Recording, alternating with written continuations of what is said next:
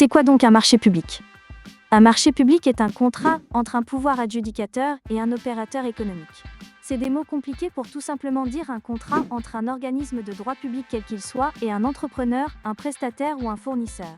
L'organisme public peut être la région, la commune, les chemins de fer, les réseaux de transport public voire des ASBL financés par un de ces organismes. Toutes ces entités sont soumises à ce qu'on appelle un marché public. Pourquoi ? Parce que contrairement à une entreprise, l'argent d'un pouvoir public ne lui appartient pas, c'est l'argent de l'État on va dire. Et chaque dépense doit donc être justifiée par la passation d'une procédure de marché public. Cela se fait par la mise en concurrence des entreprises afin de déterminer laquelle a proposé la meilleure offre. Le marché public consiste donc à faire un appel d'offres, afin que des entrepreneurs, des fournisseurs et des prestataires répondent aux demandes inscrites dans un cahier des charges. Le cahier des charges, c'est donc l'ensemble des demandes du pouvoir adjudicateur. Il y expose ses besoins de façon structurée en plusieurs parties.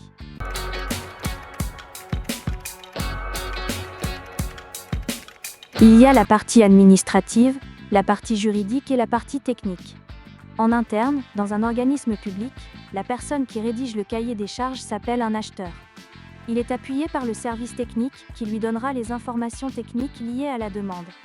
Les connaissances en droit de l'acheteur lui permettent de rédiger la partie juridique et administrative du cahier spécial des charges.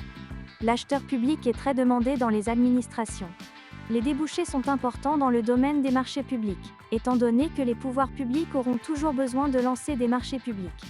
Ils peuvent lancer entre 20 et 40 marchés publics par an. Si tu souhaites que je développe un point que tu n'as pas compris ou que je n'ai pas abordé dans cette vidéo, n'hésite pas à le dire en commentaire.